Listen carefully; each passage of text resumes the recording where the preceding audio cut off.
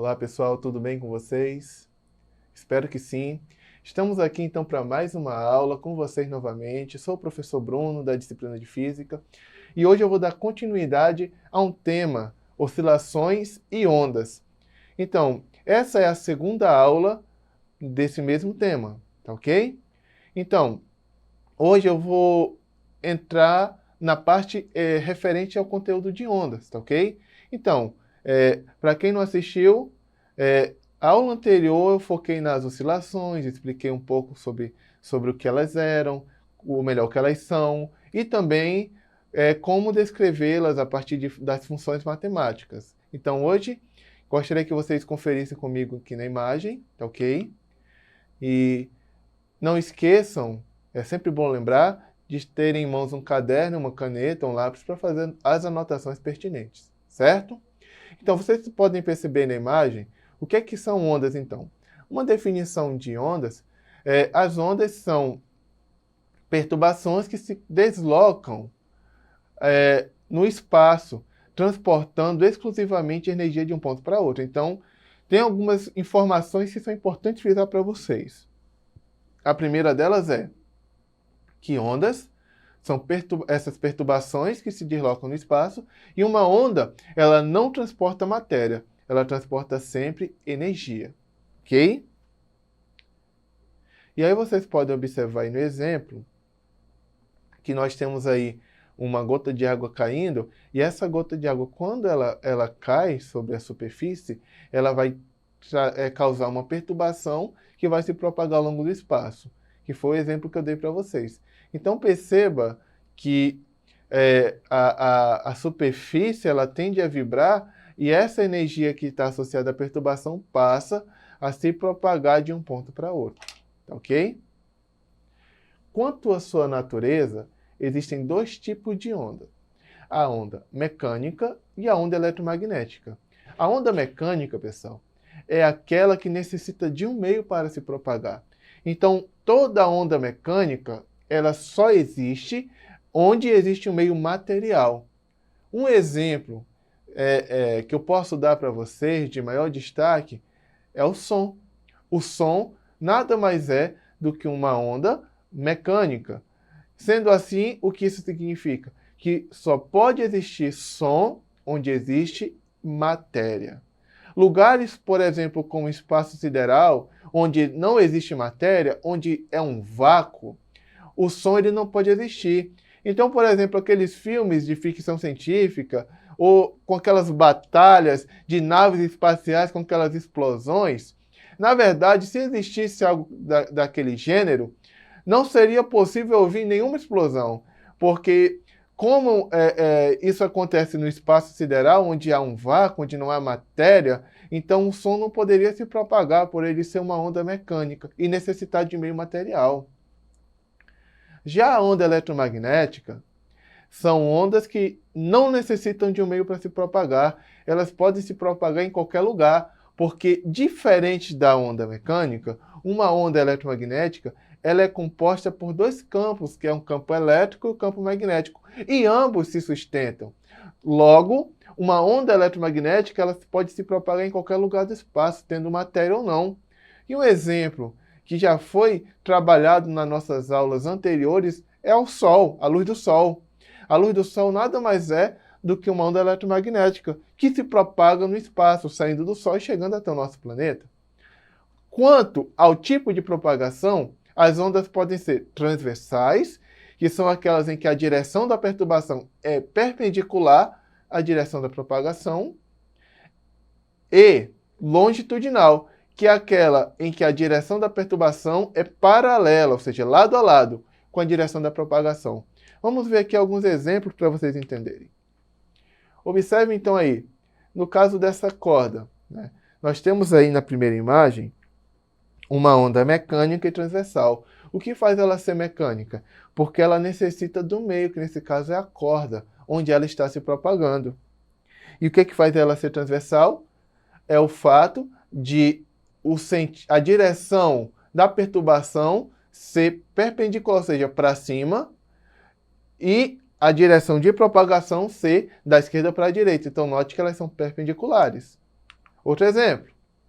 Nós temos aí, na imagem número 2, uma onda mecânica, porque ela necessita de um meio. Observem que ela está se propagando, ou no caso do som, que vai se propagando no ar, fazendo com que as moléculas de ar vibrem, ou no caso aí da mola, que é o meio material pelo qual a onda se propaga. Perceba que ela é uma onda mecânica, porque precisa de um meio, e também uma onda longitudinal, porque a direção da perturbação é a mesma direção de propagação da onda, ou seja, elas são paralelas, certo?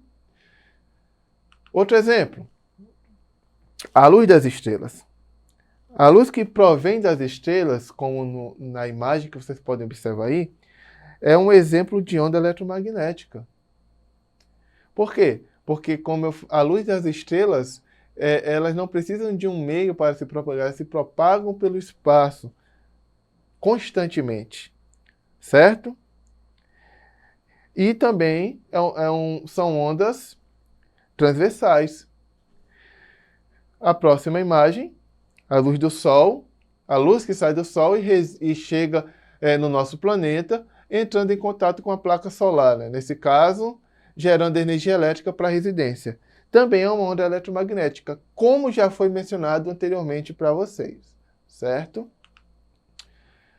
Quanto à velocidade e comprimento de onda, são duas grandezas físicas importantes.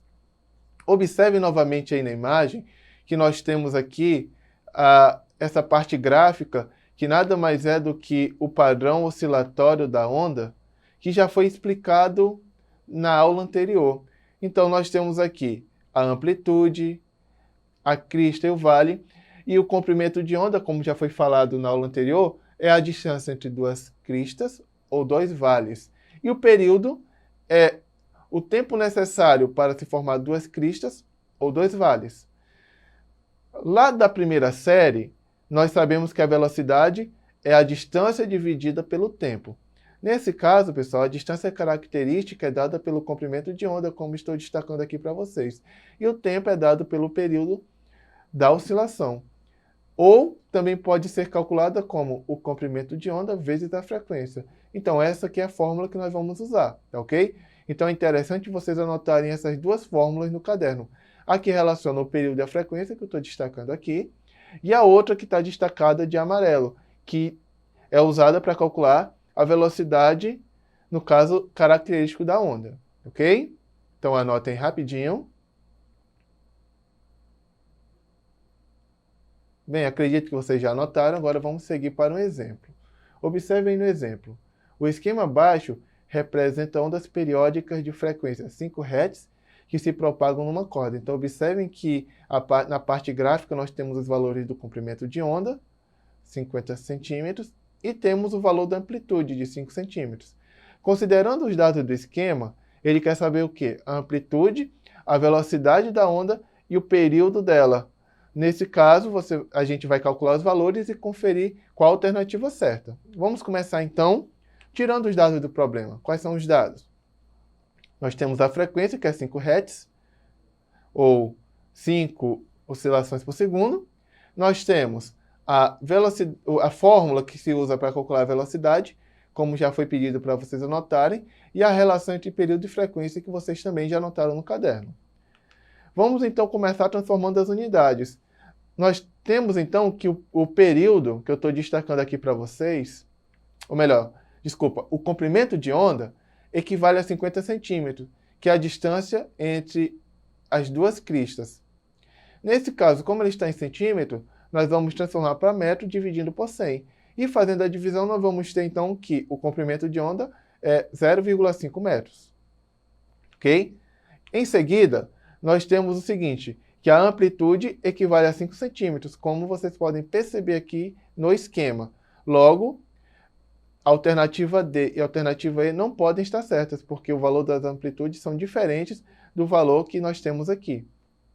Em seguida, nós temos que a velocidade é o comprimento de onda vezes a frequência. O comprimento de onda equivale a meio metro, aqui, substitui o valor, e a frequência equivale a 5 Hz, conforme está aqui no dado. Substituindo, E fazendo a multiplicação de 0,5 vezes 5, nós vamos ter 2,5 metros por segundo, que é, no caso, o valor da velocidade.